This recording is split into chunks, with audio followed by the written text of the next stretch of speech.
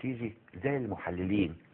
انا راجل دارس استراتيجيه واخد شهادات عليا في فلسفه السياسه واعرف اتكلم كويس قوي واقول لك ان الفراغ المنبعث. هم هيجيبوا عمرو موسى من الاخر. هيجيبوا عمرو موسى. هيجيبوا من الاخر. مين اللي هيجيبوا يا استاذ جلال؟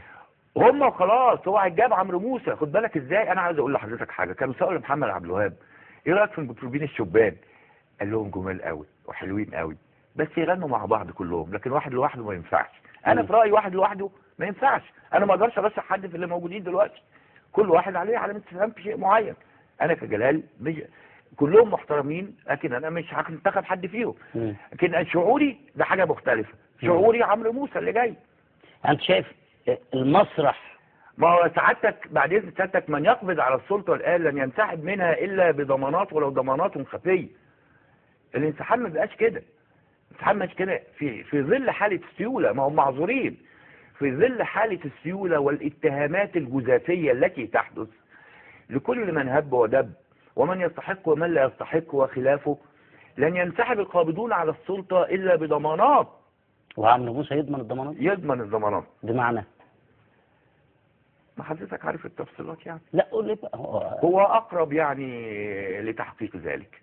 هو الاقرب لتحقيق ذلك. مع اي ضمانات يا استاذ؟ ولو شفويه. ولو شفويه عن اي تقصير حصل في الفتره الانتقاليه او ما قبلها. يضمن ذلك عمرو موسى. صمام امان قد يكون مقبولا من الشارع خصوصا من الاماكن الشعبيه والبسطاء والكلام ده على اساس انه وجه معروف. انما اللي يملك مشروع سياسي حقيقي للتغيير هو محمد البرادعي. من وجهه نظر حضرتك؟ اللي يملك مشروع زي بس احنا مش حمله. مش حمل كده. مش انا. الناس مش حمل كده. مش عايزه كده. مفيش اراده زي بتاع اللانشو ما عندوش اراده وبتاع الترمس ما عندوش اراده. احنا كمان ما عندناش اراده مشروع قومي حقيقي كبير للتغيير والا كان محمد البرادعي موجود. ولذلك هنقدر الايه بعمرو موسى يضمن يعني حل يرضي كل الاطراف. يعني عمرو موسى حل يرضي كل الاطراف. طب يرضي حضرتك؟ لا. ما حضرتك بتقول كل الاطراف. ما انت طرف. لا انت ممثل لطرف يعني. لا انا ممثل نفسي بالكتير قوي. ده بالكتير كمان. يعني لا يرضيك ان ابعت واحد يمثلني. لا يرضيك ان يتولى عمرو موسى الرئاسه؟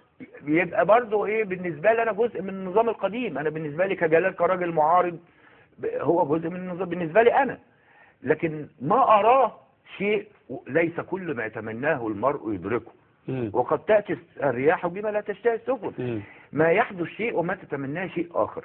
ما يتمناه هو مشروع قومي متغير للتغيير والحداثه والدوله المدنيه الحديثه التي تتخذ العلم سبيلا للرقي.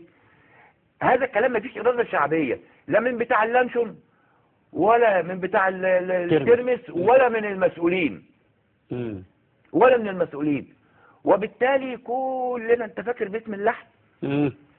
زي بيت من اللحم بتاع يوسف ادريس. والكل ساكت على الحكايه ديت وتعدي الليله على خير وسلام ويا دار ما دخلك ثوره.